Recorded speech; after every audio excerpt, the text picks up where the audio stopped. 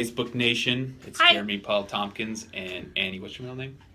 Louise. Annie Louise Bjerkestrand, formerly Rockenstein. Yes. Nice. Thank you for being here with me today. You're welcome.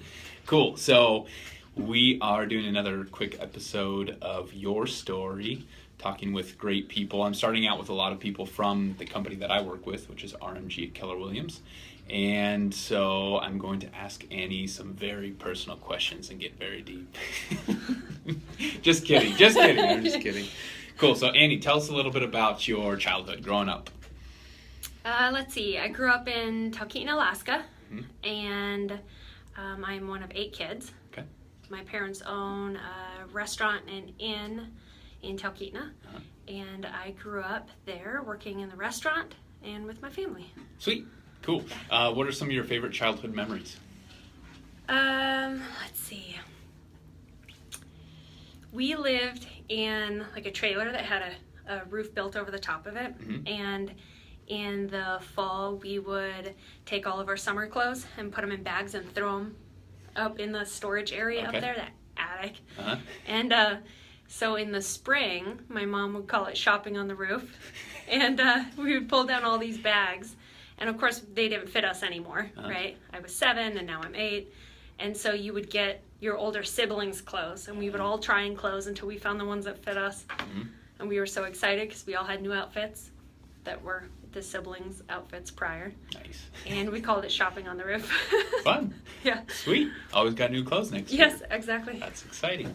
Cool. What other crazy things did you do in Talkeetna, Alaska growing up? Let's see. There was a swamp behind our house, Mm-hmm. and the swamp paralleled a trail that went through the woods. Okay.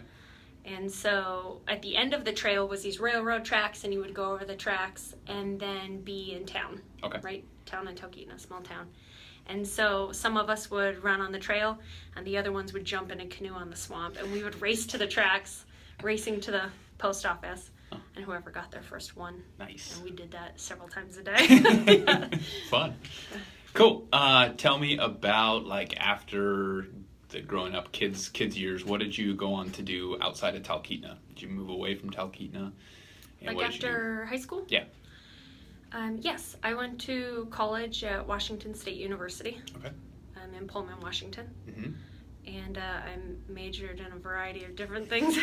Don't really matter anymore, I guess.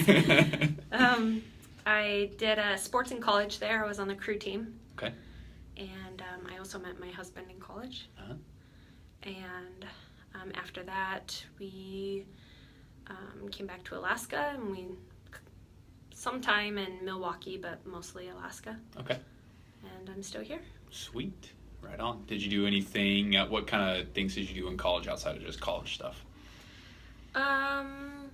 Mostly college stuff. I wasn't very good at going to school, but I was great at going to college. Okay.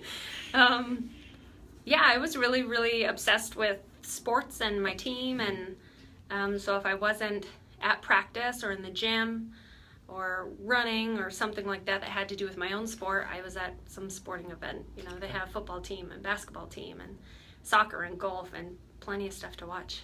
Nice. Would you say you're a competitive person? Yes. Yes? Like, kind of, or very? Or Very. depends? Very, Very competitive? Cool. Yeah, mostly competitive with myself, though. Okay. More competitive with myself than others. Gotcha.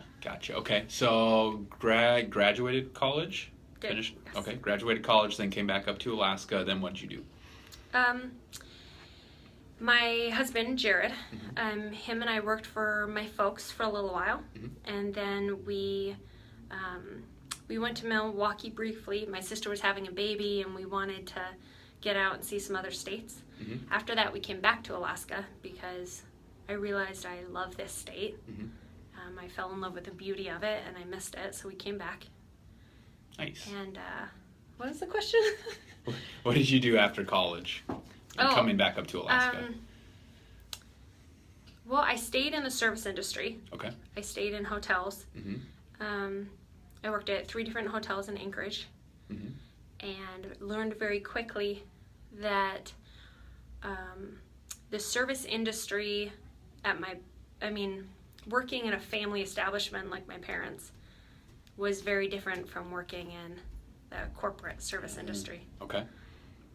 At my parents' place, everyone cared about each other, and you wanted the person next to you to do better and live a better life, and everyone was friends. And when I was in the service industry, in these large hotels, it was very different. People were afraid of losing their job, so they would stifle the growth of the person next to them. Wow. Or under them. And it took a big toll on me. Yeah.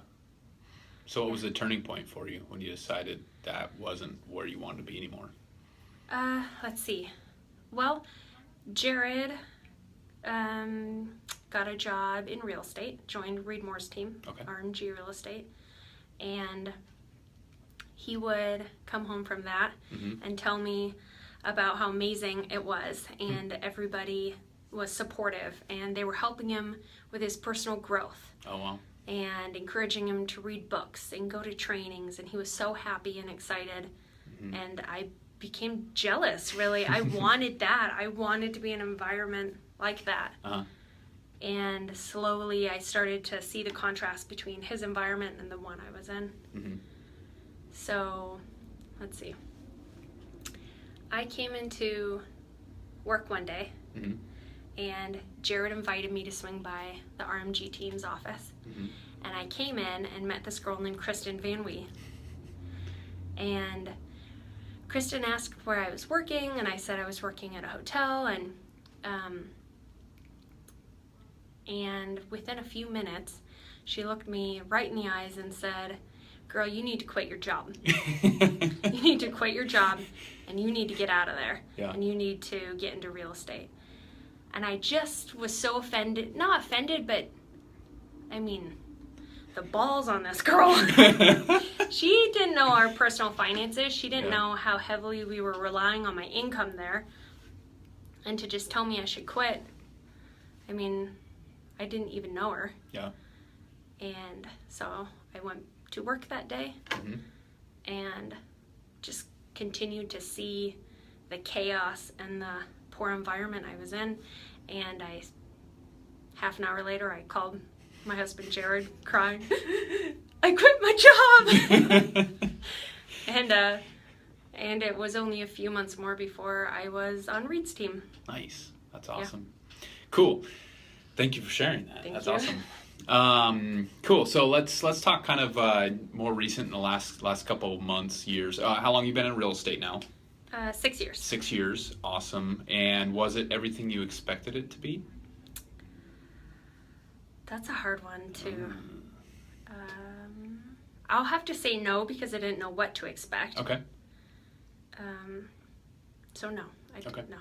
And do you feel like your originally getting into real estate, your perception of what a realtor does has changed in the last 6 years? Oh, yes. Yeah. Definitely. Okay.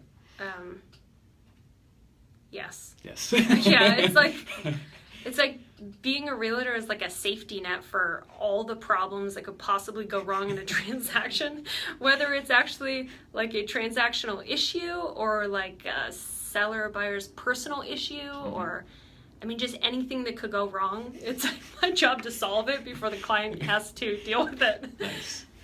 So definitely has changed my perception of what the job entails. Okay. And what do you see the next 5 to 10 years? Do you think you'll stay in real estate or move on to something else?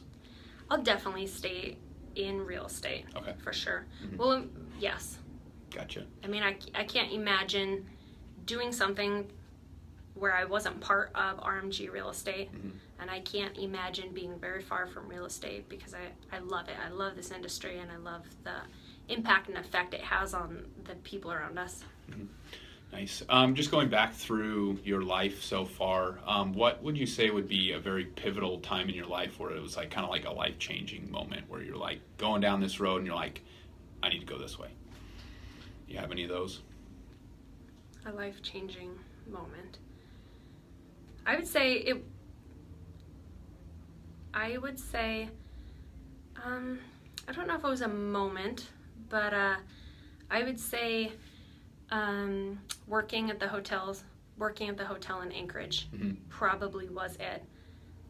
I wasn't sure if the service industry wasn't for me because I was raised in it. Mm-hmm. And I think God provided me with an environment that was so toxic that I couldn't pretend anymore that was the future I was supposed to have, the service industry. It was such a huge red flag. Yeah. And then meeting someone I had never met before look at me and say, get out. Mm-hmm. It was life-changing. Yeah. It gave me the closure I needed to say, this works so well for my family, and this is not where I'm supposed to be. Changed my whole life. Cool. Right on. What would you say would be the biggest piece of advice that you give for people watching, that something that you've learned and started to implement in your life recently, with either in the last few months or last year, would be like a golden nugget that you could say, this is what I've learned from this? Does that make sense? Good question. Wow, Jeremy. Okay. Probably to take time to plan. Take time to plan. What does that mean? What does that mean for you? What that means for me is to not become obsessive about the details in the day, but to make sure that you have your goals planned for your week and your month and your year. Okay. And time gets away from us so quickly, and before you know it, you're 6 months down the road and have not completed any of your goals. Yeah. But to take time to plan every week, this is what's most important to me, and this is going to happen on Wednesday. Nice. To not let time get away from you so that you can achieve those big things that you're setting out to do. Awesome. Very cool. Anything else you'd like to share? I love this guy. Oh, he's so awesome. Yay. And he did coerce me into doing this, but now that I've done it, I'm very grateful. I'm glad you did it too, Annie. Thank you for sharing a little bit about your story and helping people to get to know who Annie Bjerkestrand is a little bit better. And if you guys have any questions for Annie, leave them in the comments. I'm sure she'd be happy to respond to them.